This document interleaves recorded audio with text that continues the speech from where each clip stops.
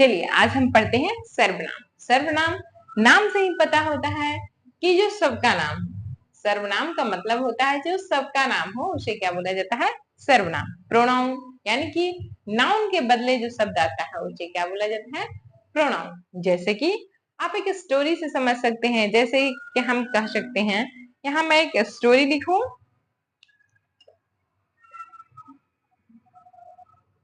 रमा और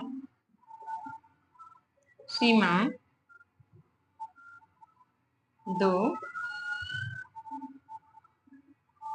बहने हैं। एक दिन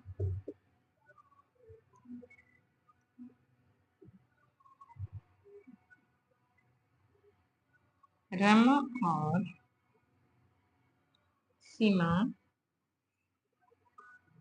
और सीमा बगीचे में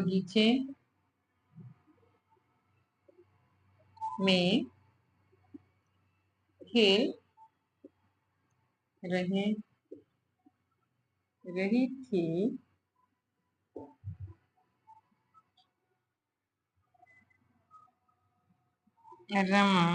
रही थी। रमा और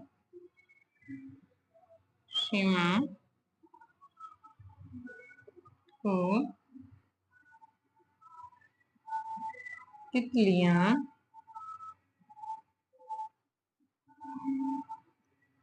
दिखाई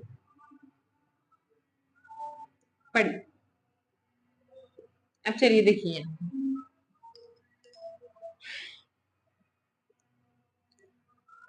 अब यहाँ देखिए हमारे पास 3 सेंटेंस हैं। रमा और सीमा दो बहनें हैं। एक दिन रमा और सीमा बगीचे में खेल रही थी। रमा और सीमा को तितलियां दिखाई पड़ी।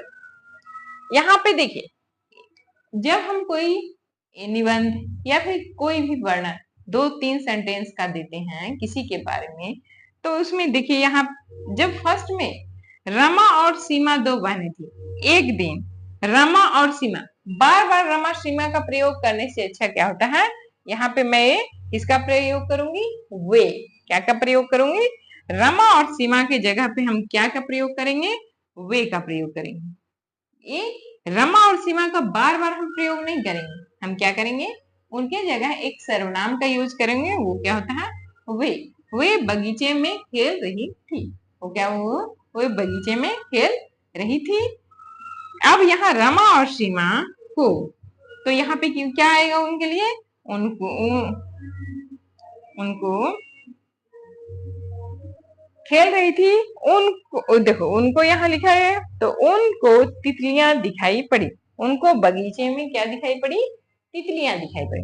तो नाम का एक ही नाम का बार बार उपयोग ना करना पड़े, तो जैसे ये दो रमा और सीमा क्या है? संज्ञा। रमा और सीमा क्या है?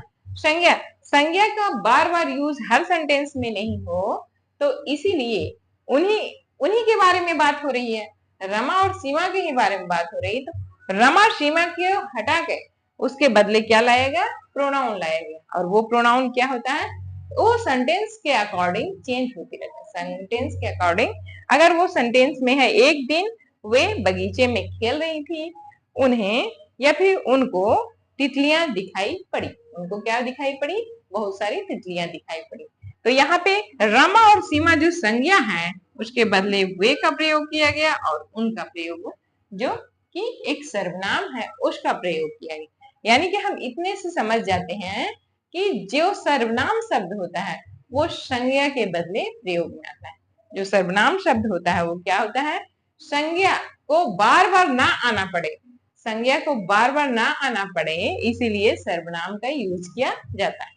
ठीक है, तो इसे हम अगली बार पढ़ेंगे कि सर्वनाम के कितने भेद होते हैं, और सर्वनाम के जो भेद होते हैं उनके बारे में हम पढ़ेंगे, उनके बारे में डिस्कशन करेंगे।